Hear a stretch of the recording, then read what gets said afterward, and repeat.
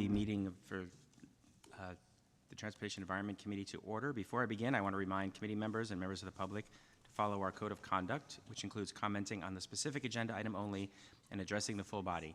Public speakers will not engage in conversations with the chair, members of the committee, or staff. All members of the committee, staff, and public are expected to refrain from abusive language. Failure to comply with the code of conduct, which will disturb, disrupt, or impede the orderly conduct of this meeting, will result in removal from the meeting. So we'll now call the meeting to order. May we have the roll? Candelas. Here. Ortiz. Present.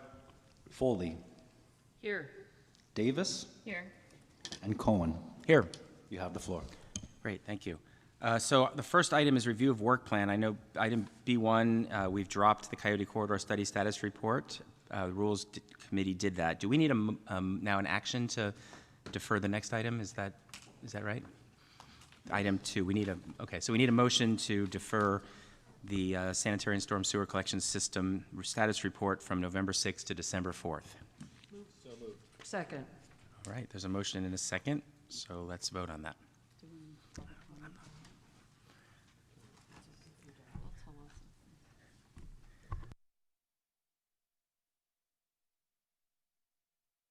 All right, the motion carries 5-0.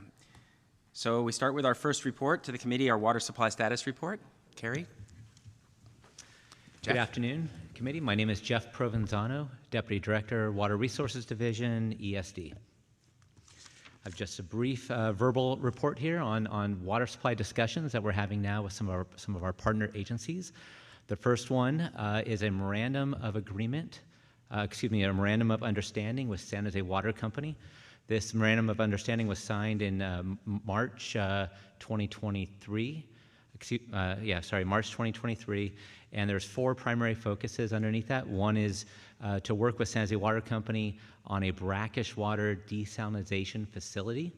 The second is to work with them on expanding the use of recycled water, primarily focused on schools, parks, and other irrigated areas that provide a larger community benefit. Both of those items are in progress now.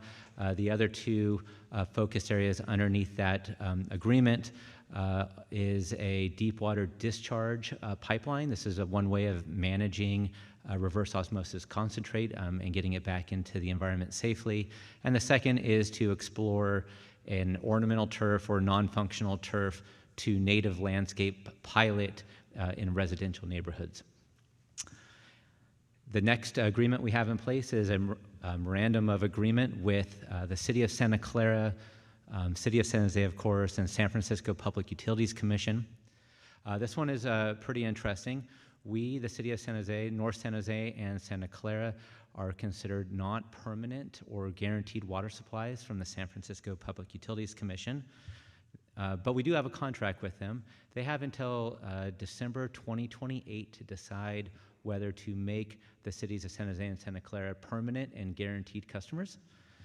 In order to do that, they believe that they need a water supply project in order to support that commission decision to make us guaranteed and permanent. They approached both the cities last December on cost sharing in a feasibility study on a direct potable reuse facility as one type of water project that could be used to support that decision in 2028. In order to do that, though, this feasibility study was done. It was completed in August 2023. The next steps on that is an environmental review and a CEQA determination, all leading by 2028, leading to that potential decision.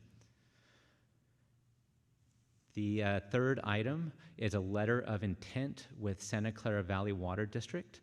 This letter of intent is pretty broad-ranging on the number of topics and focuses, but they're all geared towards recycle water expansion within the county and potential indirect or direct potable reuse type projects. The next steps on that agreement, we've been working with them pretty closely over the past year. That letter of intent was signed about 6 months ago, and the focus is on that one. For next steps is a demonstration facility. Valley Water would like to build a demonstration facility that will require some staff time from the city, namely redoing some of our agreements, a land lease agreement, an operations and maintenance agreement. And we do have some other agreements in place. We'd have to go through and see if we need to revise any of those to support that demonstration facility. And their other item that they are pursuing is a feasibility study on a direct potable reuse type of project. We supported a letter of support for a grant they applied for with the Bureau of Reclamation, which they received confirmation of about $380,000 towards that study. It'll be about $1.5 million to $2 million feasibility study. And they're projecting that'll take about 2 years to complete. We also committed about 200 staff hours to support that project. Resources for all of these, we have about 0.2 of a full-time employee, 0.2 of that was added as part of this current year's budget cycle to support water discussions for all three of these. And Valley Water has contributed $100,000 to support city staff time in working with their purified water project. And in addition to that, there's a broad range of other considerations that we'll need to look at closely and perhaps come back with a budget proposal for council or go back to Valley Water on staffing requirements. Items such as reverse osmosis concentrate, the all public bonds for our regional wastewater facility, and any impacts of those bonds in implementation of a water potable reuse type project. And water affordability, wholesale water rates kind of factor in there too. And then broader discussions on blending requirements, how to bring this water in safely into our communities, impacts on water systems, and a broad range of other studies that go along with a direct potable reuse type project. And with that, I'll conclude the report, and unless there's any questions. All right, thank you for the report. Let's go first to public comment. Blair? Hi, Blair Beekman here. Thanks for this item. I think I'll speak to, you have several items today on just overall water issues. So I'll speak on these items a bit later. Thanks for this meeting today. An interesting meeting, it seems like. Thank you. Paul? Yes, thank you. Can you hear me? Yes. Thank you. I'd like to cross-reference the water discussion with poverty, because the water supply and everything having to do with Valley Water and its policies is related to the poverty that is being experienced in the city. And one of the symptoms of that poverty is the pollution of our waterways, because that is symptomatic. Everything that's going on inside of our waterways, Coyote, Los Gatos, and La Señora Guadalupe, has to do with a symptom of poverty. So what I want to know is, you're already doing sweeps, and you're also getting grant monies from the disaster that happened last winter. You're getting cashed out big time, and there was monies that was taken from the funds that was normally used to supply services to the homeless in order to go to dealing with the abatements when the water level rised. Now you guys are getting cashed out for that. So what I want to know is, I want to know that information. We're not going to silo these issues within our city, because they are all directly connected. They're not tangent. They're connected directly. So what I'd like to hear from you is what is being done to address the poverty in our city, because the poverty in our city is directly impacting our water supply and what it is that you do, and you're including those issues within your grant applications. That's why I want to know, because you're using what's going on in the creeks with the poverty in order to get grant monies from the government. Thank you. Back to the committee. All right, Councilmember Ortiz. Thank you, Chairman. And I want to thank the ESD staff for their hard work in ensuring the resiliency of our water supply. Appreciate it. I have a couple questions about the long-term goals of the potable reuse project. If the feasibility study and demonstration facility are successful, which I hope they are, and we move forward with potable reuse, is there a projected area whose residents will be the first to drink the recycled water? Thank you. Great question. It still needs to be looked at in detail of where that water is going to go. There was a study completed by Valley Water staff in around the 2021 timeframe, their recycled water reuse master plan.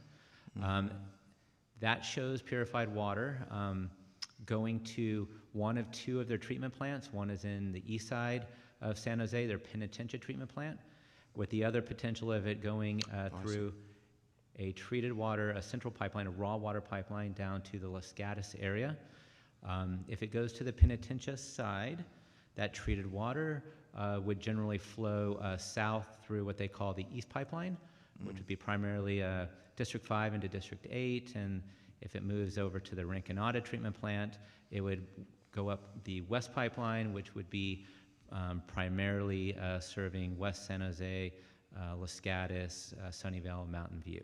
So this is an item that Valley Water needs to look at. They haven't yet made a lot of progress yet in the discussion. So, Councilmember, that's a great question. If you could ask that again to Valley Water when we have our joint meeting, because really that would be their decision. Okay. And there's, I think what Jeff's alluding to is they have a couple options laid out in some of their master planning work, but really that's a decision that they would make and we would weigh in on. Okay.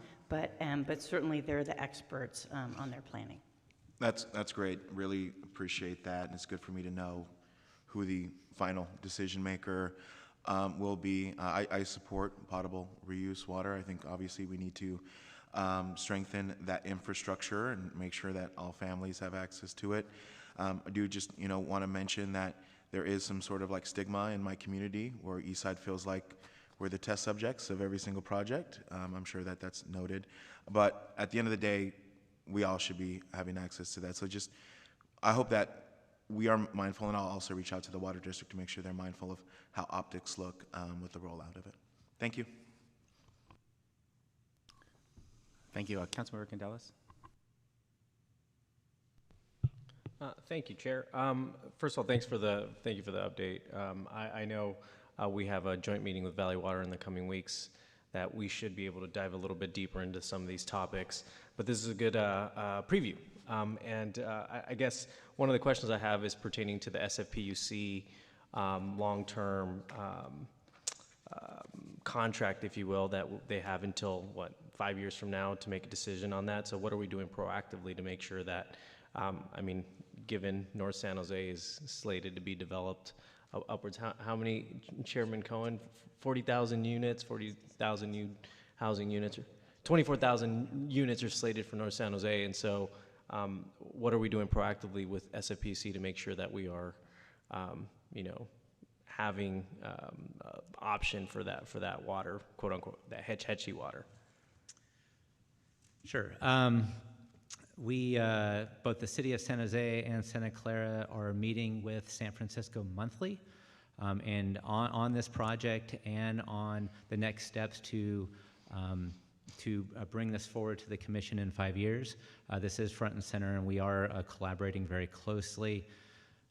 At the same time, if from a water supply perspective, if this water supply were to ever not be available for us, groundwater is where we would go for our usage, but both Valley Water, in Valley Water's long-term plans and ours, it's assuming that this water supply continues to come into the county, and so there'd be a pretty negative impact of 18 million gallons a day negative impact on our local county water supplies by losing this. So a lot of focus, and we're collaborating also very closely with Valley Water on how this type of project with San Francisco could also be commingled with their project into one facility where it's a win-win for everybody.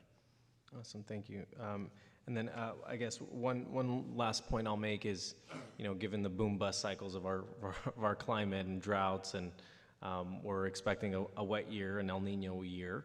I think it's important to have that resiliency and that we're leaning in on that recycled water, or that purified water conversation, so we're not left out of that conversation, and that we are being resilient with our water supply for our community as best we can. So thank you for the update, and I look forward to that joint meeting in the coming weeks. Thank you, council members, for good questions. And obviously a topic that I'm really interested in. And first to follow up on Councilmember Candelas' question, I know, Jeff, you and I met with the BOSCA executive director recently to talk. There's a lot of acronyms in water. The Bay Area Water Supply and Conservation Agency. And I represent San Jose on that board, and we're definitely very interested in making sure that, as BOSCA's of trying to make sure that San Jose gets locked into a long-term contract. The good news, I think, is that for all the other agencies, they want us to have that water also because the infrastructure costs are then spread out across more customers. And so I do think there's mutual interest in continuing that long-term contract, so hopefully we'll get there. And to Councilmember Ortiz's question about where the water's going to go, obviously, I'm hoping someday stigma won't be an issue, but it is. The good news to remind people about is that all the water that comes out of that will go first into a second water treatment plant, which is where all the drinking water goes. So it won't go straight to faucet from the purification plant. It would go then to another treatment step. In my mind, actually, the water's cleaner coming out of the purification plant than what's running off the hills into the treatment plant anyway. So hopefully, it'll be this will be a good use of water, but wherever it goes, it doesn't really matter where it goes in terms of the system. So, starting in Los Gatos versus starting in the Penitencia, it's really just resiliency for our entire system. My comments are just going to be about the two issues that we're dealing with in the other acronym, the JR, the Joint Recycled Water Policy Advisory Committee that Councilmember Ortiz and I sit on. There were several of us who asked questions about whether the demonstration facility is really a good investment at all. And we know that potable water works. Southern California already has a demonstration facility. Spending millions of dollars to build a small-scale demonstration facility just to show that we can purify water and bottle it and drink it, rather than saving that money to actually do the real thing, it doesn't make sense to me, and I'm hoping that we can push Valley Water away from that idea. Well, thank you. We're strong believers that a pilot does need to occur. How much we need to invest in a pilot is, I think, up for discussion. But, as Jeff reminds me, changing water supply has more impact on infrastructure than simply the water quality. And so I'll let Jeff add a little bit of context around why we want to maybe understand the impacts of introducing a new water supply into our infrastructure. I hadn't intended to, but okay. No, it's a good perspective. We haven't added here as a region and county. We haven't added a new water supply in many decades. There was a situation that occurred 5 or 6 years ago in Flint, Michigan, where they switched water sources. It left the treatment plant. It was drinking water quality, but the chemical composition of the water, it pulled lead out of private plumbing in older neighborhoods and homes in that area. And so with something like this, blending of purified water, what's the ratio of the blending, how does it change the chemical composition of the water, and then tracking that all the way through down to the property level to ensure that we don't, that we check and that we double check to ensure that there's not an impact on the end user. So there's a kind of lot that goes in there. It's all doable.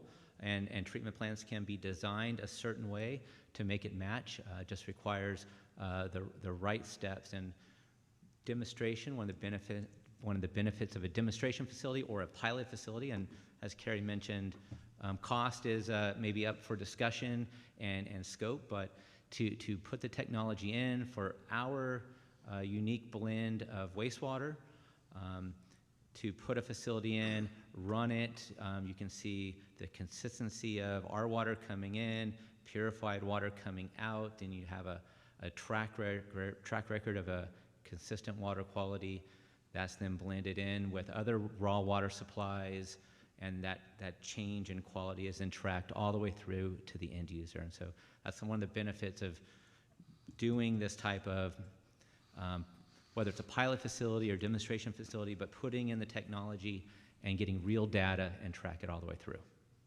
Okay. Further discussion to be had on that, because I'm not convinced, and you know, and obviously the water that's going into the distribution into homes will be coming out of a treatment plant, not out of either Penitencia or Rincon treatment plant, and not out of directly.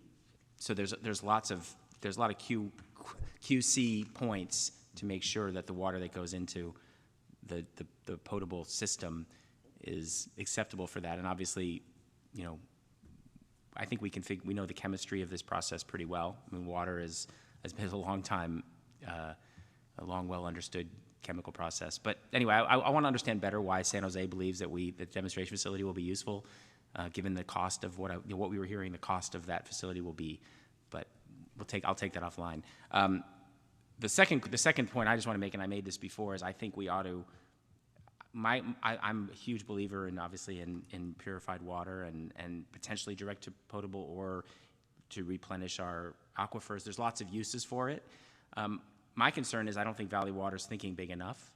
I don't think we're talking about enough capacity in whatever they're going to build, and I'm worried about investing a huge amount of money in something that won't give us where we want to be in 30 years.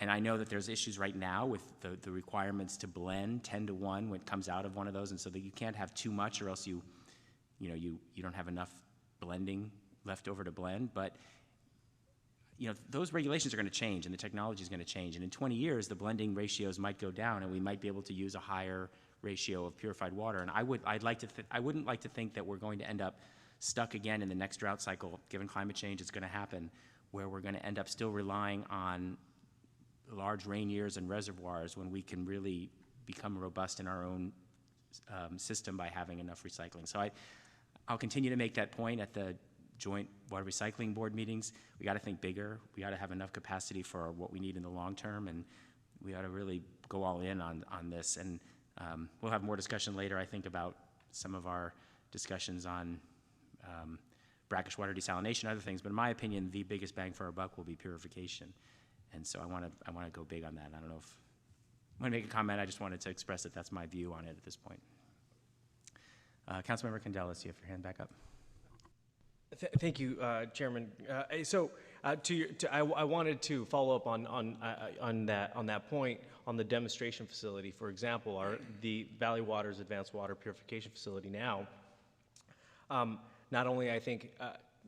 It's important to realize that the benefits that are not just slated on black and white numbers. I think a more difficult or harder to quantify is, yes, it allows Valley Water and/or the joint operator of the facility to get the processes to train the workers, to have redundancies in place to make sure that water being produced, whether it's for direct or indirect potable use, going through percolation pumps, so it goes and replenishes our groundwater aquifer. But I think more importantly than that is that community education piece to our communities. I know my community has some huge questions on whether it's safe. The old term toilet to tap, that was a bad misconception. So I think more important than the dollars is the community education piece of having our elementary schools, our middle schools, our high schools go to these demonstration facilities to taste the water, to show folks that it's safe to drink, and that process is actually safe, and that this technology has been around for the last 20, 30 years. So I think that is a lot more valuable to us as policymakers, as we try to advocate for purified water for our community and try to sell it to our community, that we have a place for folks to go to, and we can point to the benefits that this facility has. So I think yes, we have to look at dollars and cents of what it costs to do some of this, but if we look at the advanced water purification facility, that it is a demonstration facility now, the harder to quantify numbers of how many students and how important that community education is, I think that's our bread and butter, and that's where we should be looking at to lean in on and utilize that to our benefit, and more importantly to our community's benefit. So anyways, there's no motion needed to move the report, or no acceptance of the report, right? I think we should move to accept the report. Yeah. I'll move to the report. I'll move the acceptance of the staff report. Second. All right. thank you for that feedback. Obviously, yes, the community education is really important, and I just think we ought to think about the scale. How much do we need? What is, can it be? What size between bench and some kind of pilot plant do we need that won't? Yeah, that won't. I mean, they're talking about a $60 million demonstration facility, and that to me means building a whole new building and putting in all to make it like a museum instead of proving the principle and having the water for people to taste. You can be done at a much smaller scale, and I just don't know that we ought to be spending that kind of those kind of resources. That's my concern. But there's got to be some in between. But we'll get there. Thank you. Any other comments, or we'll move to a vote? All right, let's vote.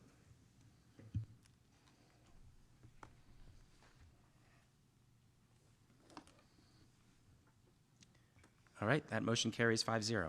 So we're on to our next agenda item today, which is nutrient regulations and impacts on the San Jose Santa Clara Regional Wastewater Facility. All right, Carrie, kick this off. Thank you, Carrie Romano, Director of Environmental Services. I'm joined by Eric Dunleavy. Eric is our compliance expert. He is an Environmental Services Program Manager residing predominantly at the Regional Wastewater Facility, and Jennifer Brown is our Division Manager over our Compliance and Safety Division in the department. So many of you may not know that ESD staff are out in the bay in our boats every month. And so part of what we do is we go out and we sample the water, we evaluate the health of the bay, both the positive impacts that our wastewater discharge has, as well as checking to see if anything is changing out in the habitat. And a lot of what Eric does is participate in regional efforts to assess how's the bay doing, how's it progressing both positively and negatively. And thankfully for us, he's been doing this for over 20 years for us, and we're ever grateful for that. With that, I'll turn it over to Eric and Jennifer to lead us through our presentation. And we're hoping that we've paced this at something that makes sense to you, but definitely looking forward to answering your questions and getting some input on if you think we should be doing more or less going forward. Good afternoon, council members. We last presented to this committee in June with an overview of the pending regulations that are anticipated to affect the regional wastewater facility. Today, we return to discuss more closely the pending nutrients permit, which we previously mentioned in that other presentation.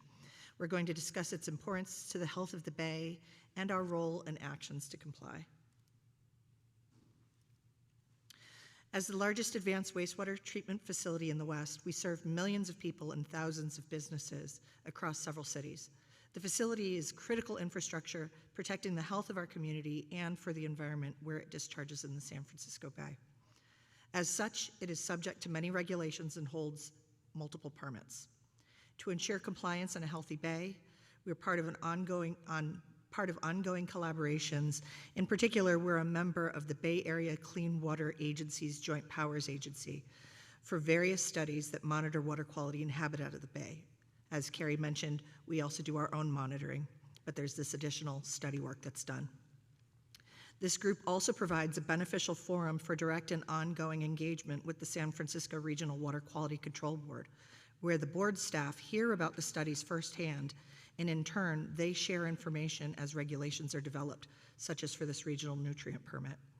Our department uses the data collected and the information gained for science-based evaluations that inform facility operations and projects. I'll now turn the presentation over to Eric to share the status of that permit. Thank you, Jennifer. So this map shows the location of all wastewater treatment plants that discharge into the bay. It's notable that our facility on the lower right of the map discharges into the lower South Bay, which is a shallow, more environmentally vulnerable region of the bay. Our discharges have the greatest effect on the lower South Bay, but they also travel north into the South and Central Bays, so we also influence those regions. Now, San Francisco Bay has long been recognized as having high nutrient levels, which means especially nitrogen. However, factors like high turbidity, strong tidal mixing, and biological controls have prevented the negative environmental effects of high nitrogen from occurring in the bay. And for perspective, in terms of the levels in San Francisco Bay, compared to other large urbanized estuaries, The nitrogen levels in the bay are in the top 90th percentile. It's worth noting that many of these other estuaries like Chesapeake Bay and Puget Sound already have nitrogen management requirements imposed upon them, whereas San Francisco Bay has not had those same requirements. I mention this because it explains why our bay has higher nitrogen levels than these other water bodies.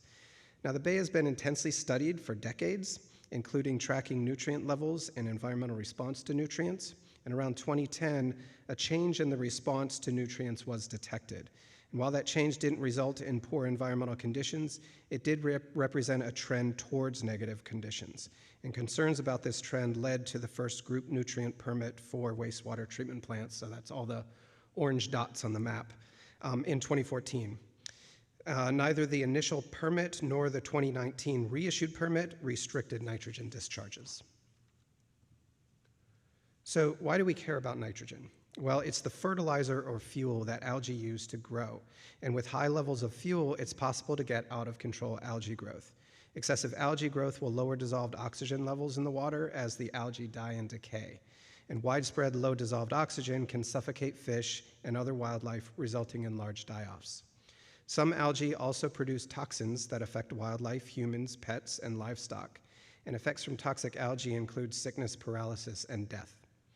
If toxin-producing algae are present, excessive algae growth due to excess nitrogen can also increase the amount of those especially harmful algae, causing environmental impacts beyond just low dissolved oxygen. Now, as mentioned, despite the elevated levels of nitrogen in San Francisco Bay, we hadn't observed these effects. That was until, there we go. The August 2022 algae bloom, a toxic red tide algae species known as Heterosigma akashiwo that affects primarily fish, originated in the Alameda Inner Harbor near Oakland. Over the course of a couple weeks, it spread throughout the bay, as shown in the bottom time series of satellite images, with the greatest impacts in the central and south bays. The impacts were severe, with millions of fish dying in two waves, first from the toxicity and then from suffocation. The event made front-page headlines and continues to make headlines, with a smaller, less impactful bloom occurring this past summer. And I've been studying the bay for over 20 years, as Carrie mentioned, and this was the single most impactful event affecting bay water quality and wildlife in that time, and probably for the past 40 years. Die-offs were most severe in the South and Central Bay, but Heterosigma was present in the North Bay and in the Lower South Bay. So while the bloom was causing those severe impacts in Central and South Bays, conditions in the Lower South Bay actually looked fairly normal. Contractors and city staff that are out on the bay regularly were on the bay approximately once per week during the 2022 bloom. The harmful algae was detected at lower concentrations, and there were no fish kills in our portion of the bay. And these pictures that you see are of healthy fish caught in the Lower South Bay during the bloom of August 2022. So why was the Lower South Bay spared? There are multiple really complex possibilities to answer that question, but one possible factor, and certainly not the only one, can be connected to the RWF's discharge. Our discharge is highly treated with 80% of the nitrogen removed. It's also highly oxygenated and provides clean, fresh water to a shallow, constricted portion of the bay that does not receive much flushing. And this highly treated low oxygen or low nitrogen discharge coming from the RWF serves an ecosystem function in the Lower South Bay that's critical to healthy estuaries. Without adequate freshwater inputs, this portion of the bay would be more stagnant and would likely not support the vibrant fish, bird, seal, and beneficial algae communities that currently reside. And this healthy community likely provided a buffer to the worst effects of the red tide. So getting back to the nutrient regulations, the permit will be reissued next year in late spring or early summer, and prior to the bloom, the regulators were going to impose a load cap on all wastewater treatment plants to prohibit any increases of nitrogen discharges to the bay. Because nitrogen loads in wastewater increase as population increases, the load caps would force agencies to eventually take action to prevent increases of their nitrogen discharge as service area populations grow. The game-changing algae bloom altered that load cap approach. Discharge limits that will apply to each wastewater agency are not finalized, but the game changer was that now reductions in nitrogen will be required. The general principle is that agencies who do not currently remove nitrogen from their waste stream will be required to implement nitrogen reductions over the next 10 years so that treatment plants are achieving a minimum nitrogen treatment standard. For agencies like the RWF that already remove nitrogen, they will likely be held to a load cap principle, and their nitrogen discharges will not be permitted to increase. So our regulators will implement this by imposing an interim limit that must be complied with from 2024 to 2034. The interim limit will effectively be a load cap to prevent increases, and the final limit will reflect the required reductions that must be achieved in 10 years' time. As a nitrogen removing facility, we will likely receive a load cap and not further reductions as our final limit in 2034. This still presents significant challenges and costs as we need to manage ever-increasing nitrogen inputs with population growth and as treatment systems change. Increased nitrogen removal efficiency over the long term will be necessary to keep nitrogen discharges the same as we receive more and more nitrogen. And so we've been proactively studying actions necessary to remain in compliance with these future limits. After a comprehensive study, the RWF identified treatment process upgrades that will maintain our current nitrogen discharge loads. The upgrade technology selected will improve nitrogen removal in our existing secondary aeration basins, which are pictured on the left. And the upgrades must be phased in over time, with phase 1 programmed into the current 5-year CIP. Future phases that will upgrade the remaining aeration basins will be added to the CIP as regulatory need arises. And these treatment process upgrades are foundational to meeting our regulatory requirements. Other options that may play a role that we've also studied include expanding recycled water and nature-based solutions. Non-potable recycled water diverts water and loads away from the bay, reducing nitrogen discharges. Nature-based solutions send treated wastewater through a constructed natural system, such as a horizontal levee that mimics a marsh plain, or an open water wetland. Nature-based systems sequester and beneficially reuse the treated wastewater and nitrogen, and this reduces the amount of nitrogen entering the open bay where harmful blooms can occur. And this table summarizes the management strategies that we've evaluated. Included here, which I haven't talked about previously, is purified water for potable reuse, which has been evaluated for nutrient management, and it is not an effective nitrogen reduction strategy. So potable reuse produces a concentrated waste stream known as reverse osmosis concentrate, or brine, and that contains nearly all of the nitrogen that was contained in the water that was purified. The current practice is to discharge the brine into the bay with the rationale that it's not increasing the nitrogen load, and it's just concentrating the nitrogen in a smaller volume of water, and that is absolutely true. But it does present challenges when managing nitrogen so that discharge loads don't increase above a certain threshold over time as the RWF continues to receive more and more nitrogen with increased residential customers. Non-potable reuse provides water supply benefits by offsetting water demand, and it reduces the nitrogen loads to the bay through diversion in a cost-effective manner. Nature-based solutions represent an attractive possibility that could be pursued independently to polish and treat wastewater, to treat brine from a water purification center, treat excess stormwater flows, or some combination of those concepts. And finally, to summarize our ongoing actions, we'll continue our active engagement with scientists and regulators as nutrient regulations are developed to ensure a science-based approach is followed and that reduction requirements are distributed equitably.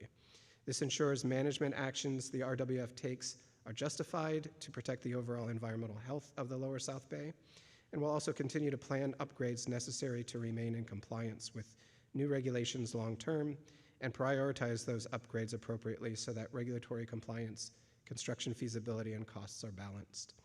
And we'll also continue to explore and implement alternative nutrient management actions like non-potable reuse, nature-based solutions as appropriate.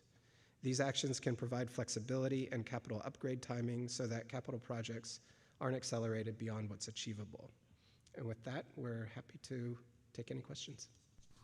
All right, well, thank you for that really interesting presentation, and reminds me of why I actually got into the career that I had before I, for some strange reason, chose this one. But it's pretty neat information. I'll ask a couple questions, maybe one question later, but let's go to public comment first. Zoom caller Paul Soto.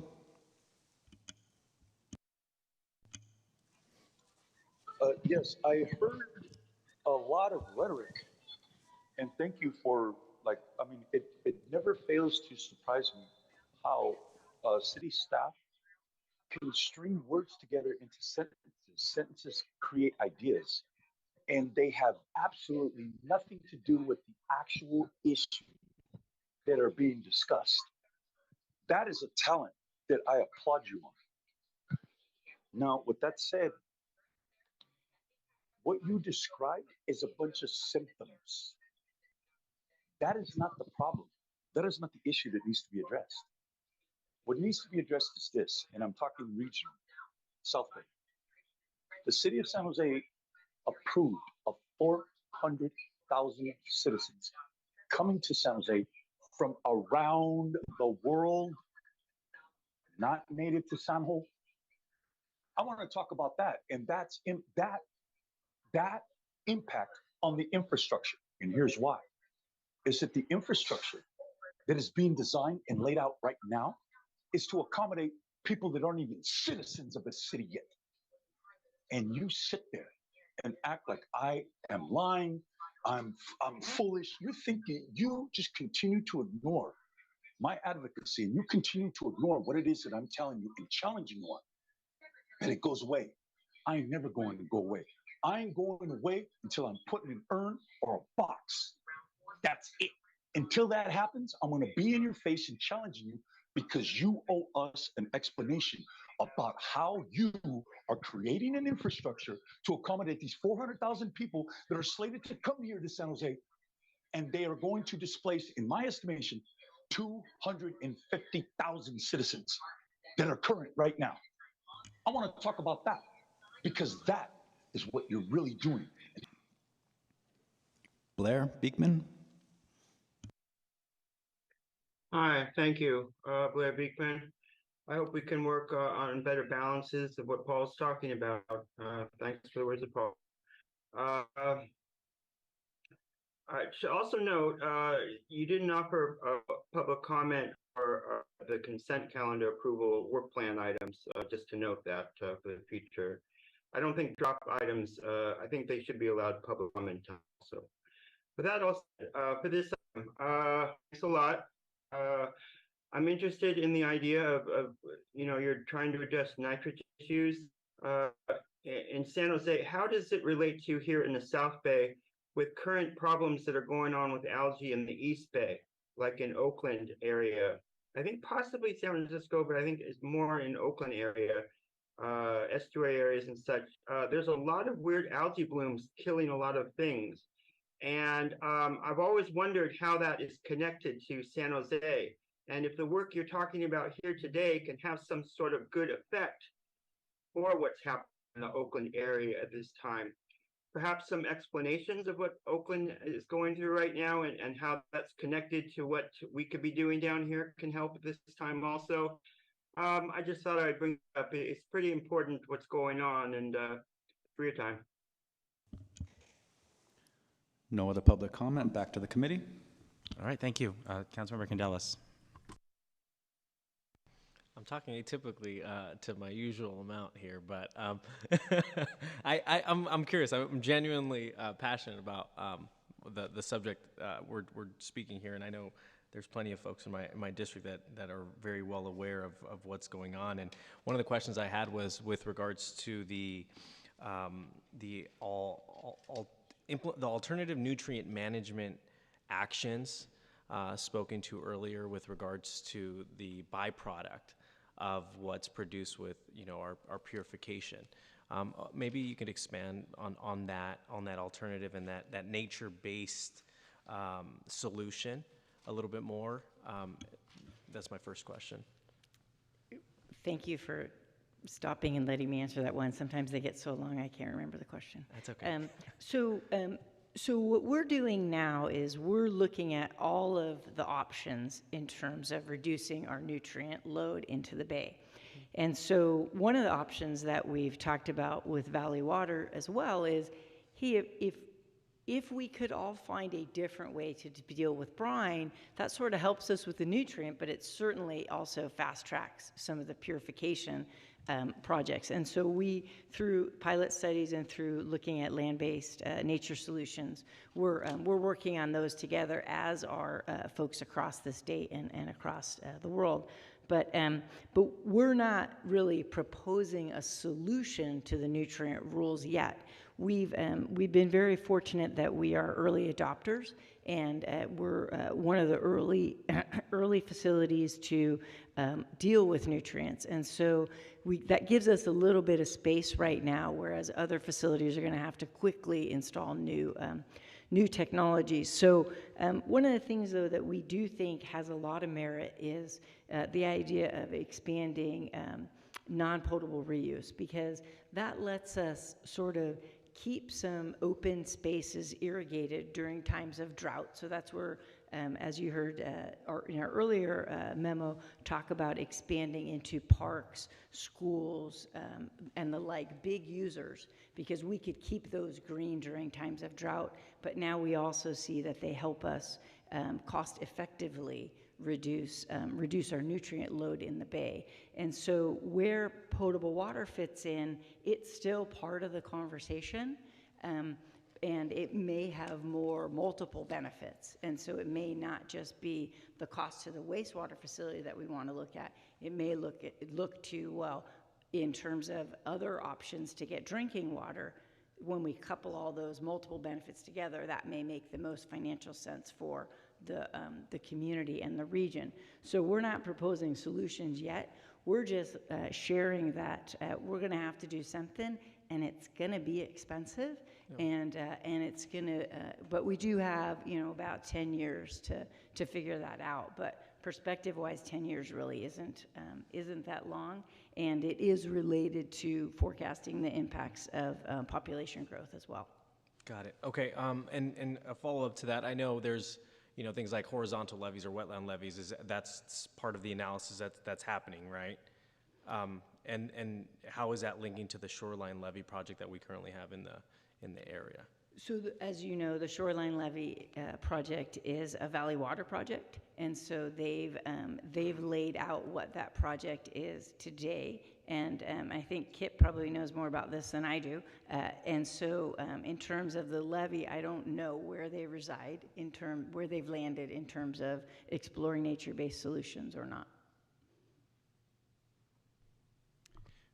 Kip Harkness, Deputy City Manager. I thought I was going to make it through with an all ESD day, but I'll weigh in. There is a lot of potential for nature-based solutions as part of the shoreline expansion. And in fact, one of the things that we're asking for as we move together on potential negotiations is that continue to be evaluated. There'll be a great deal of natural restoration. The natural restoration in and of itself doesn't mean that there's a nature-based solution, but it does create the opportunities for it. So we hope to be able to continue to work with them, especially now that we have a number of intertwined, mutually beneficial projects that they will understand and value our need to deal with nitrogen as much as their own need and our own need for purified water. So we think there's a lot of potential in the shoreline levee to potentially address some of these, but we want ESD to continue to explore the broad range of options so that we understand also the trade-offs and the cost effectiveness of these. No, perfect. And no, I definitely appreciate staff's effort on this, and I know there's a lot of work to do, and we see it day in, day out. So no, that being said, I'll conclude my remarks and move acceptance of the staff report. It's been moved. Do we have a second? Second. All right. Thank you. I'm going to ask just a couple questions. I see, so right now, if we're ahead of everybody else, the good news, right? I mean, we actually do have nitrogen removal in our system that other jurisdictions don't. Without population growth and additional wastewater release, are we at a level that would be acceptable, or is there still further reduction that needs to be done at our current discharge? So I'll start, and then Eric will chime in with the specifics. So the way the state is moving now, everyone needs to reduce a little bit. So we get that little bit of reprieve till 2034. But we know that population growth is coming, and so so we're just sort of predicting where our level might be. But Eric, if we said not one new person can come to the service area in the regional wastewater facility, so not just San Jose, if we sort of locked it all down, would we have to do anything? That's a great question. And so as the treatment processes at the regional wastewater facility continue to be updated and improved and renovated or rehabbed or changed, some of those changes will result in increases in our nitrogen load, even if population stays the same. So we have had conversations with regional scientists and regulators about that anticipated increase in our nitrogen loads to the bay. It requires more study to see whether or not it's going to have long-term impacts and whether or not we will have to address those in the short term. So Eric, are you referring specifically to biosolids transition? Yes. Yeah, so if not for the biosolids transition, we wouldn't have to do much, but because of the dewatering and change in that process, that does sort of have a lot of material, a lot of Because we're not drying nutrients and come back drying to us. beds and the material is now added to that discharge, it'll have more Yes. nitrogen. Okay, makes sense. Okay, and then there's this idea that non-potable water reuse pulls some of that nitrogen out because it's now being used in another way and not put into the bay. That's the idea behind that? Is there a difference between that versus purification potable use? I mean, or is it this, in terms of the effect on the nitrogen load? Yes. Because the and purification is pulling out that nitrogen, whereas the non-potable reuse can keep higher nitrogen levels? So yes, so recall the existing advanced water purification facility sends brine back to us, and then we blend it into our discharge. And that, that's a relatively small facility, and so in expanding that would send more brine material back to us. But because we would be reducing the discharge, there's sort of less dilution opportunity. And then with new changes to what we are able to discharge into the bay, it sort of becomes an increased challenge. And that's where we're all looking at, well, what if the brine didn't come back to us? How can we create a beneficial use for that rather than, just sending it off somewhere else? And so really think that's part of that technology solution. And there is a lot of work being done in that. And I don't know if Jeff wants to share any of that, or maybe he'll wait till next week. But there is really exploration on options to not send it back to us, and that would really enable a lot more purification. Yeah, that'd be great. And then just the last question, it was interesting balance that you were talking about, the fact that we're discharging a lot of water that's actually relatively, compared to other areas lower in nitrogen, actually is helping our ecosystem in the South Bay stay cleaner.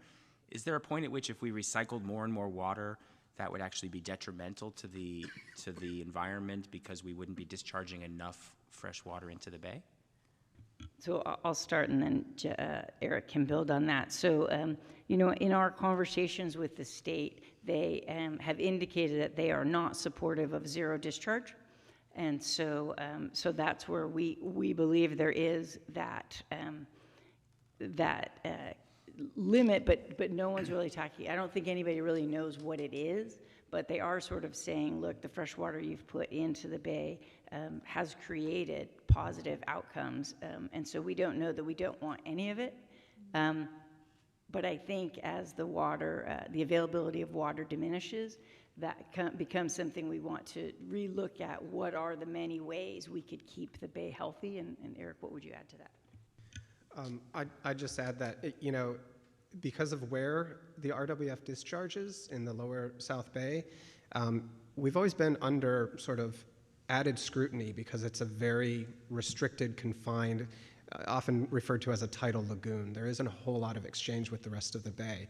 So our discharge, because it's shallow in the lower South Bay and fairly small area, our discharge does have a flushing benefit that provides that estuarine, the mix of salt water and fresh water in our part of the bay. And that's one of the reasons why we have some of the most diverse and densest populations of birds, fish, and wildlife in the lower South Bay. It's not the only reason, for sure, but it provides that estuarine benefit. So if you remove that entire flow, it would probably alter the habitat and the wildlife that reside in the lower South Bay. Interesting. So back to the last agenda item, my ideal of recycling 95% of the water and just keeping it a closed loop with very little discharge would probably not be possible. We'd have to come up with some balance point that makes sense. But it's an interesting engineering problem going forward to figure out where that right balance would be in an ideal world if we recycled as much as we could and minimized our discharge down to a point at which still we can keep a healthy estuary.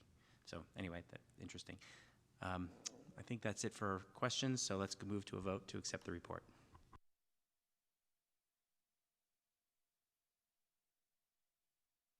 All right, report's accepted 5-0. Brings us to our final agenda item for the meeting today, which is report on the Municipal Regional Stormwater National Pollutant Discharge System Permit. It's a complicated one. Thank you. Carrie Romanow, Director, Environmental Services. Rajni Nair, our Deputy Director over our Watershed Protection Division, joins me today. And as we look to implement the stormwater permit, we think it's really important that we kind of recognize that the waterways are impaired in our region, and we do need to take initiative to improve the quality of the water and the quality for the habitat and the people in and around those areas. And so, even a lot of times we get caught up in the cost of a particular initiative and kind of how much city staff time and how much community staff time is going to be required. I think it's really important to the perspective that we use in ESD is, the state Water Resources Control Board, their role is really advocating, complaining, and speaking on behalf of the waterways. Certainly our neighborhoods complain and speak on behalf of neighborhood interests, but really the state and Rajni are really the voices of the creeks and waterways in our community. And really what we're trying to do is create a plan that kind of results in improved health of our waterways. And even if you don't live along the waterway, hopefully you can appreciate the value that provides to our community and to the aquatic life residing in it. And with that, I'll turn it over to Rajni. Thanks, Carrie. So good afternoon, Chair, committee members, and members of the public. My name is Rajni Nair, Deputy Director of Watershed Protection and Environmental Services Department. Oh, let's do, I think that was the end of the show. Wow, oh, good job. Do I get to go? Okay, no. All right, thank you. So as a reminder, the stormwater permit was reissued and became effective as of July 1st, 2022. So this is year one of the stormwater permit. And for today's presentation, I'll just provide an overview of all the accomplishments and some of the key provisions and some of our next steps, and close with a summary of critical milestones and needs. This is a city-issued stormwater permit with ever-increasing requirements, as you can see, with a total of 22 this permit term shown on the left of this slide. Each provision touches various aspects of the work that every department leads, shown on the right columns. So what you see highlighted in red are the key provisions that we will be discussing in today's presentation. So starting off with provision C3, which focuses on our green infrastructure for new and redevelopment and roadways. Just a recap of our accomplishments, we updated the Muni Code to match the lower thresholds and increased enforcement authority, not only for this provision, but also for other provisions as well. So prior to the adoption and this tentative order, environmental services on behalf of the entire city departments, also in partnership with Oakland, strongly advocated for this to delay the implementation, particularly of this provision, to the Water Board. And they actually listened and provided a concession, a small one, but it allowed us to delay the implementation. So this became effective as of July 1st, 2023. So as we expected, we are seeing an increase of about 56% of the permit applications coming from developers that are required to comply. Also under this provision, if you recall, there was a requirement to build 5 acres of green infrastructure. We are going to surpass that with the implementation of the Green Oaks project, which will come into completion September 2024. Regarding the C3 amendment that I mentioned earlier, this City of San Jose was absolutely instrumental in educating the Water Board on potential unintended impacts of this provision towards affordable housing. So I do want to make a special thanks to Housing, Office of Economic Development and Public Works for partnering with my team. For sharing their expertise. Particularly the Water Board learned and realized the importance of encouraging affordable housing development and reducing the number of individuals who are unsheltered could help improve water quality. So with that said, started November 1st, the amendment gives all 76 Bay Area permittees the ability to exempt temporary emergency housing from green infrastructure requirements. And that is a huge accomplishment, thanks to our staff. And created a sliding scale using an area median income, which incentivizes developers to build multiple levels of affordable housing units, which can result in less green infrastructure requirements. And this, again, this is all related to the area median income, which is a huge win. For next steps, we do want to further evaluate this concept called alternative compliance, which actually gives developers the option to pay into an in lieu fee. Additional funding will be needed to develop this program, but the primary goal is to give developers more flexibility and also allow the city to strategically build green infrastructure where there could be a multi-purpose benefit to address localized flooding or even reduce heat island effects. So the next provision is C10, which focuses on the compliance aspect of trash load reduction. Some of our major accomplishments, this slide doesn't really do it justice, but we did achieve 90% of our trash load reduction as of June 30th, 2023. This was a citywide effort to make this one happen.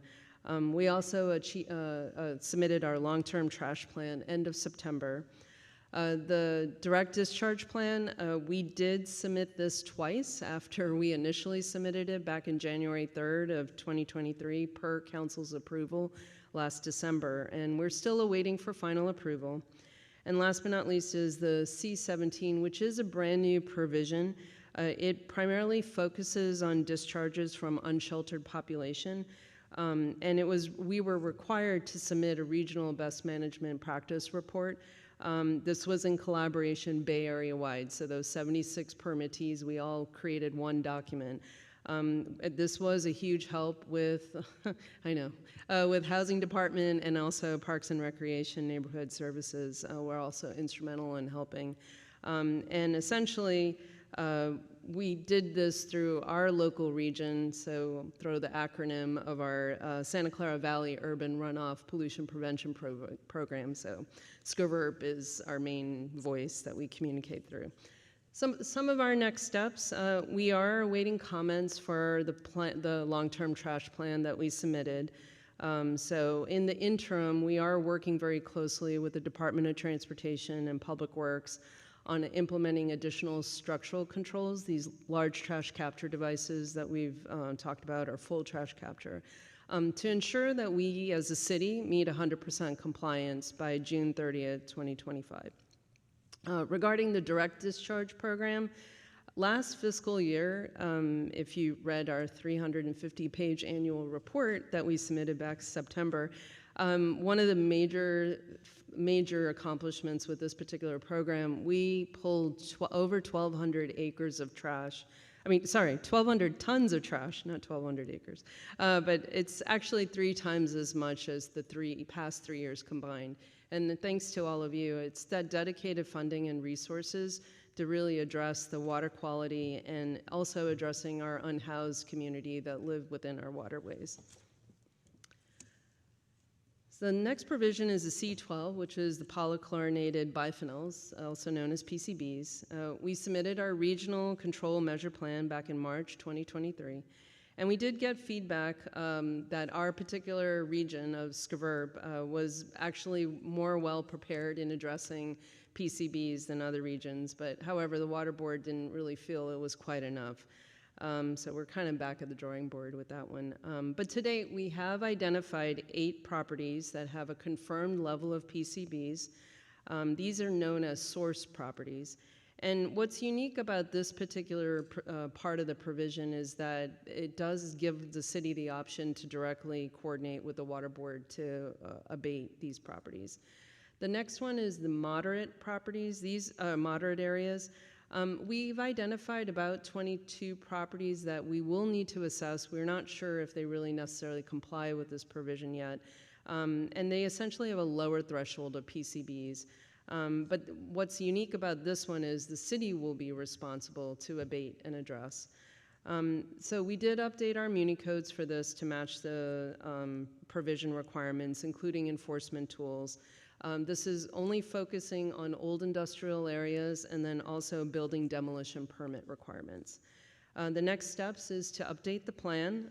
Under Skverb, we are going to request additional time given some of the magnitude associated with the moderate properties.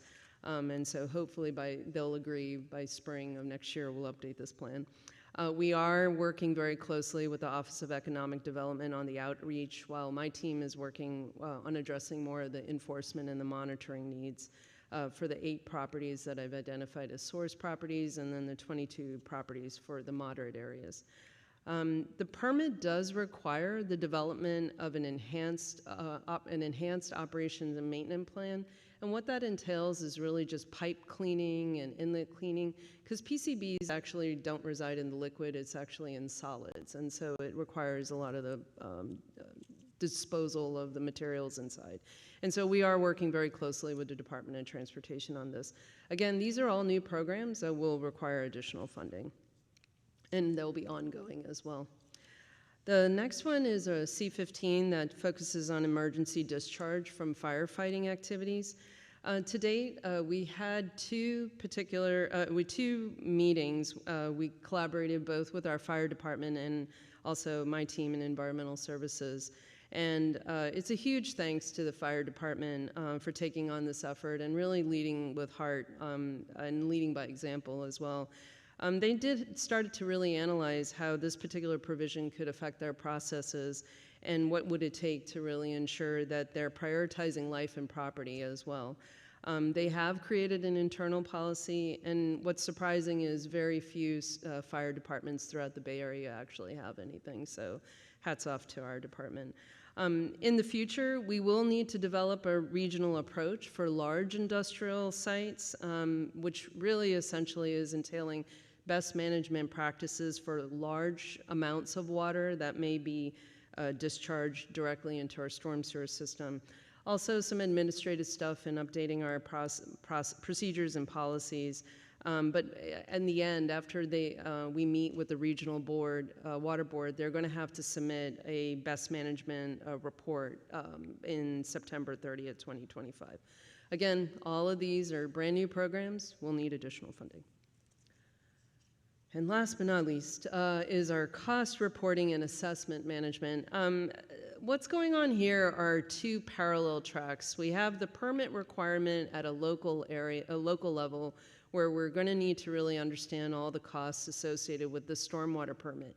But in parallel, the state regional water quality control board, who manages a total of 9 regional boards throughout the state, they're doing a cost reporting exercise, which may be different from ours. We've been advocating to utilize ours since we did a lot of groundwork, but each region is different. And so more to come, may require additional funding to address this cost, because it's going to be quite a heavy lift. So again, we're working with the finance department and budget office on how best to roll out our local program. We do need to start July 1st, 2024. And then the asset management, that is going to be something that is going to be new, that we'll have to focus on anything that that was built under the stormwater permit because we have to develop that plan by June of 2025 and ready for implementation July 1st. So in closing, some of the critical milestones, we do need to focus on restoring the health of our waterways, as Carrie mentioned, and one of the big instrumental factors is the direct discharge plan, so waiting for the final approval. You know, as I discussed, there's several more documents that we do need to submit under this permit, but a lot of the heavy lift, thanks to many of the representatives here today in our audience, have been instrumental in making that happen.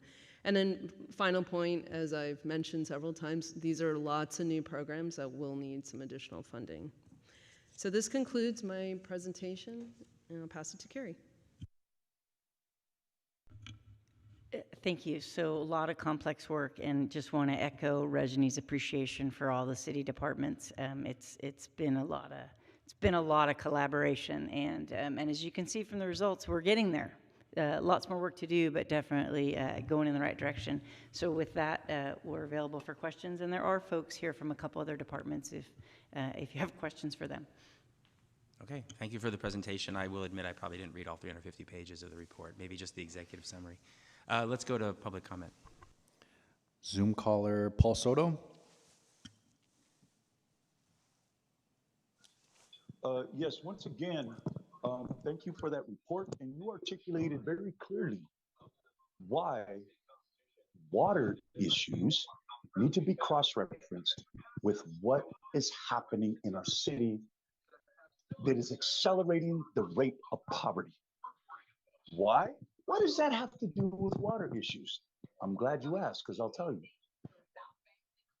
Because the symptoms of that poverty that is being created, this isn't because of some kind of moral failure or some kind of personal failure. These are the generational consequences of the redlining racist policies that this city has promoted and propagated. And I think was very clearly articulated by that scumbag McNamara, that cop. That was illustrated. That has everything to do with water issues. Why? Because the populations that are inside of our waterways that are quote unquote polluting it, you guys are allowing the public to think that they are the problem, and they are not. They are put in those positions because of these generational consequences of this racist system. And that comes to your doorstep. I'm bringing that to your doorstep and confronting you with it, so you deal with it. We have Latinos right here on this board, and I want to start hearing from you, man.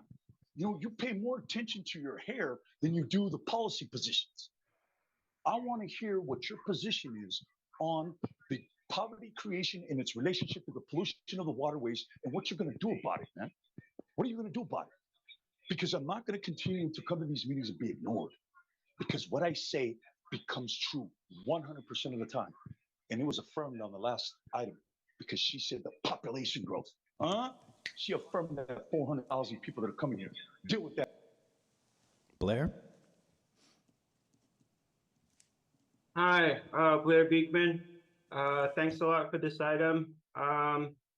Yeah, I think from all up and down California, from San Jose to Oakland to San Diego, all these places in California, they're receiving federal funding dollars in what this program was talking about here in San Jose, what you're working on. So we're getting federal help all throughout California at this time to address these issues. I think what these issues are trying to address is that somehow we are going to have to be better addressing the future of sea level rise issues. That hasn't been too much mentioned here today. That I think you're trying to find ways to prepare for that, and I thank you. I think that's with federal agencies doing this, helping in this work at this time. I hope it can be more easy for North San Jose to describe sea level rise issues, and then I feel reionization of water issues. It's just an ask, but to do that around marsh areas, would that be of help to mitigate the future of sea level rise? Just out of curiosity. So thanks a lot for this item. Thanks a lot for the work of Jackie and the housing staff and all the housing issues that were around, the homeless issues, unhoused issues that were around this item in the past few years. Good luck how the housing staff can continue their efforts to really want to house people in the waterway areas and perhaps take a special care for them. And good luck how that can work out. I think that's about all for myself, and thanks for this item. No other public comments. Back to the committee. All right, Councilmember Foley. Thank you. Thank you for that presentation. I have a few questions, and I admit I don't understand this issue that much, but it was really helpful reading the memo that was with the packet. First, regarding the green stormwater infrastructure, it applies to new developments and redevelopments. Of any size redevelopment? It's 5,000 square feet now. So it used to be 10,000 and they lowered the threshold to 5,000. And then now they added single-family homes that are about 10,000 square feet and above. 5,000 square foot lot or 5,000 square foot of? It can also include a public right-of-way. So if there's any improvement in that area of the 5,000 square Is the square footage the lot size or the improvement size? The improvement size. So it would be a 5,000 square foot house, for example, not a 5,000 square foot lot unless the house was Not covering the entire lot. Yeah, Okay. exactly.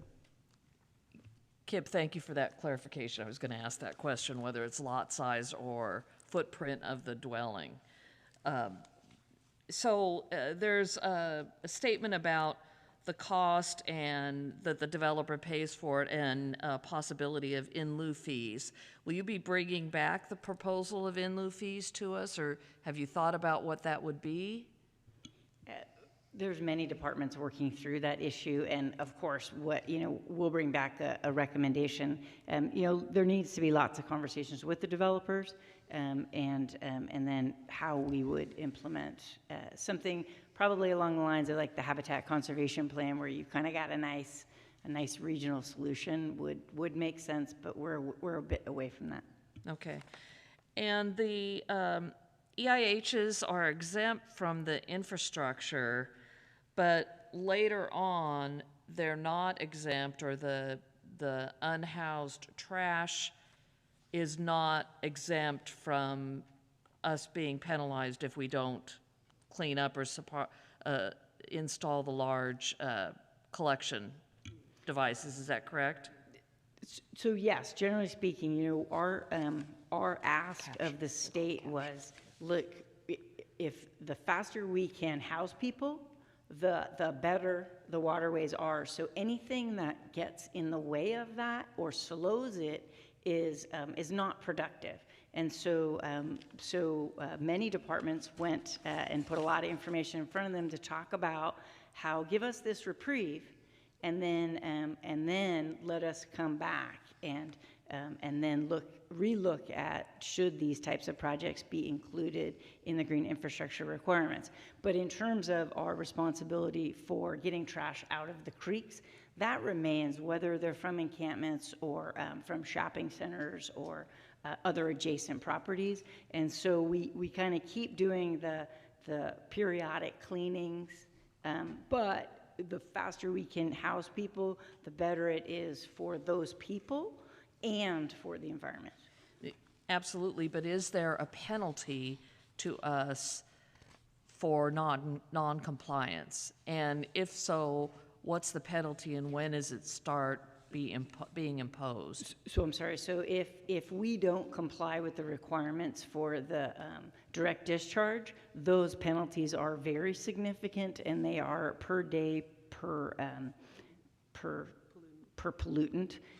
But we believe we'll reach agreement with the state and that we will comply with that direct discharge. And is that the direct discharge plan that we're waiting for approval on? Yes. And is that one of the details we're waiting to receive? That was other questions I had. What are we waiting for to hear from them? What issues are at hand still? So we're very appreciative of the state's patience and continued collaboration with us. So we submitted a draft plan, and they didn't like it and allowed us to resubmit, and they didn't like that. And then they, again, rather than just saying, no, we're not going to accept it, you must now do all these other things, which would be very expensive and probably result in us not being in compliance just from a timing standpoint. They're giving us another go at it, and we feel hopeful that they will accept this third submission. And on this last one, the third submission, we really took a deep dive across the departments to try to understand and articulate, first and foremost, everything that we actually are doing, because there's an awful lot of work being done around trash collection and supporting of people who are unhoused and moving them into shelter and ultimately being housed. And then we also were upfront in over the next several years, we're going to have to bring to you all some policy considerations and some funding considerations in order to be able to fully comply in the long term, starting in 2025 with the permit. So we've laid out and went into great detail with a lot of departments to lay out everything that actually is going on and kind of milestone some of the key policy conversations that we're going to have with you, because this will be a very, very significant ongoing investment. Okay, thank you. So this has to be implemented by 2025. When do we expect to hear back on our plan? Hopefully very soon. That's our goal right now. We are in communication through our countywide partners to really figure out, when could we hear the plan. But we are implementing as Kip has said. So we are implementing as we're going. Well, there's a lot of infrastructure required. It's a huge cost. Additional staffing is required too. So it's a big project that is important, but how we get there is going to be really difficult within that time frame. I had a question for you regarding the full trash capture on private lands. How are we working with the owners on that, and what's So they're right going to now, absorb the cost, or go ahead? oh, sorry to cut you off. So right now what we're doing is we're trying to, so there's about 2,400 parcels that are under this new compliance requirement, and there is a process that we're going through to assess, are they really truly obligated to comply with this? So it's a rating scale, a grading scale, so to speak. And so right now we're seeing a small percentage of these properties that we will be working with the property owner. That's part of the Muni Code changes to really do the education piece. Because number one, if there's an opportunity where education can be the solution, that would be our first preference. But also there are enforcement mechanisms to ensure that they comply. And so I would add, these systems, where a traditional single-family dwelling would, at my house, my property drains to the street, right, and then it goes into the storm drain. Some of these 2,400 properties are very different, and so, Rajni, if you could kind of articulate why these systems are a little different than kind of my house.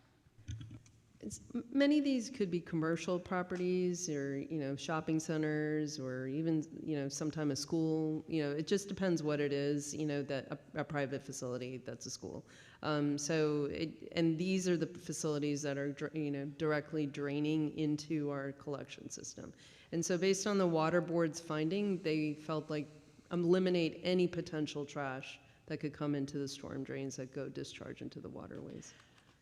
So how are we reaching out to the potential property owners? And as you raise schools, I immediately get concerned that they're going to be hit with this big bill of which they cannot afford, especially the public school system. So can you tell me how you're reaching out to them and what the proposal is for working with them?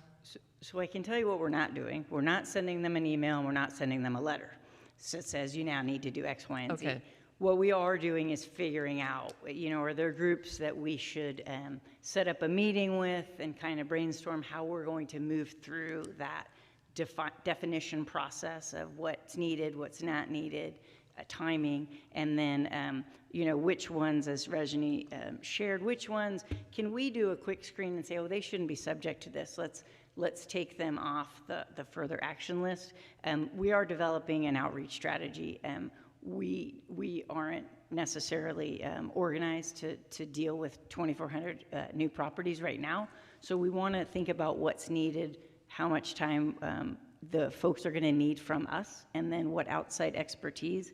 SCRVRP is that regional agency, and so other cities have this same scenario, and so we're all working to cut and paste together to say what's a process that could work. So it will be, we intend for it to be thoughtful and not a one-size-fits-all, and then we have not figured out how and who would pay for that, but we're not anticipating, dropping off bills at folks' PO box. So my time has expired. I can see it's flashing at me in big red lights right now. That must be a new feature. Yeah, a good feature, but a new feature. I would encourage you to reach out to those business owners, commercial properties, residential, whoever it is, sooner than later, because if they have to comply by June 2025, they need time to put it in their budget, figure it out, and figure out how they're going to solve it. And so the longer we wait to identify them, the shorter they will have to fulfill the requirement of which the state is requiring them. So I'd really encourage you to do that. And I know that it's resources involved, staffing is involved in that, but to me that seems like a priority because we need to knock the 2,400 down to whatever the number is and then notify those individuals or businesses and let them know. So with that, I conclude my comments. Thank you. Well, you were asking good questions. There's no other hands up. If you have anything else, go ahead. Otherwise, if you have a motion to accept the report, I'll accept that as well. I will do that right now. I will move to accept the report, and I have one other question. I actually do. Thank you. I don't often. It has to do with the PCBs. You had mentioned that there's a private compliance, but city responsibility. Can you explain that to me? So yeah, this one is an interesting provision. So there's two components. So there's one called a source property, and there's a certain threshold of PCBs that are in accordance to the stormwater permit. That one does have the option for the water board to get involved and abate directly. And one example is Leo Avenue, if any of you recall. That's an area, Sims Metal, that has a lot of significant PCBs in there. And so the water board's involved in that.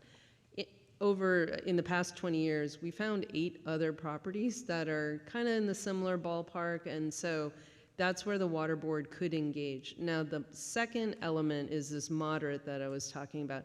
It doesn't quite have the same level of threshold like the source properties, like the Sims Metal, and that's where the city will have to be involved in abating those properties. And what that could mean is, just really trying to figure out where PCBs might be coming from in vicinity of those properties. And there's many various ways that we could treat it, but it's too early to tell on that one. But that could be it will be an ongoing issue that we'll have to address because that is a big concern for the water board is PCBs coming from these types of properties. So the city's role would be to make sure it gets done, sort of who funds, what technology is selected, that's, TBD. But the state is saying, this jurisdiction, you need to make sure this work gets done. So we have oversight requirements, but not requirements to clean it up. It's not a Superfund site that we're going in to clean up. The state is sort of agnostic on who pays. They just need to make sure it gets done. Got it. Okay. Well, hopefully it's not us. With that, I conclude my questions. Thank you. All right, and we had a motion from Councilmember Foley, a second from Vice Chair Davis. Let's vote.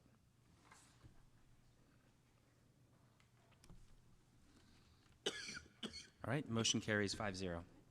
So now we're on to open forum. Zoom caller Blair Beekman. All right, thank you. Thanks for the meeting today. talking about issues. It was interesting. I'd like to talk more about this at open forum in the future. At open forum last Tuesday, a public comment person said I should leave the public comment time and get a life. It is something many probably have wanted to hear for a long time, and he has a point.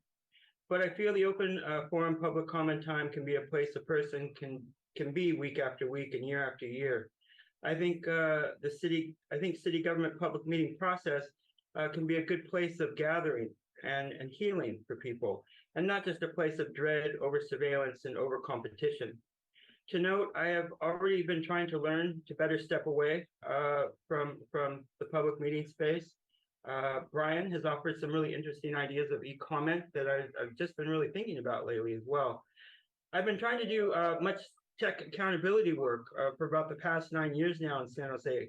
And at this point in my life, at this time, I feel I can have an important role to help to provide some context and possibly some better choices with tech, ALPR, surveillance technology with smart streetlights. So this can be a fairly difficult needle to thread at this time as we're entering an important balance in ideas of peace and open dialogue in the Middle East, compared to possibly heading headlong into a possible long-term holy war, basically. So I think if we work towards concepts of peace and openness in the local level at this time with tech, I think it would give incredibly good examples to the world that they will notice what we're doing. And we're at such a precarious balance point at this time. I really hope we can work on openness here at the local level with tech. And I want to talk about these things coming up. Thanks. Zoom caller Paul Soto. In 1 week last year, this is what happened in the San Jose Police Department. Vicious, sadistic, racist rants toward the Vietnamese community committed acts of false imprisonment, extortion, abuse under the color of authority, and hate crimes perpetuated by the San Jose Police Department. LA Times, April 30th, 2022. Secondly, FBI agents had to be the ones to report an SJPD officer inebriated on duty in the community and put people in danger and at risk, discrediting the legitimacy of any report given on that issue. And that was when the little baby that was kidnapped over there in Bellarmine area. San Jose Police, thirdly, San Jose police officers placed on leave was seen masturbating inside a victim's home while on call. He stepped down from a group inside someone's house that had reported a crime. One of the residents speaking to the police spotted the officer and arrested him on the site. This happened in the victim's house. Fourth, the death of an officer, Parker, enabled by other officers who were in attendance with him at a party. Did officers provide the drugs? Manslaughter charges would be filed against a citizen if the DA knew who provided the drugs. Yet privus lex, which means separate law, when officers are present, what legitimacy does SJPD have to make an arrest if they are provided certain privileges that the average citizen is not? This disgusting truth that happened with McNamara, I want to hear from you, Councilman Ortiz. I want to hear from you, Candelas, because it is the racist policies in this city that have perpetuated the suppression and the objectification of the Chicano and Mexicano in our communities and have perpetuated generational poverty. What are you guys going to do about it? No other public comments. Back to the committee. All right, thank you. We are adjourned at 3:03 p.m.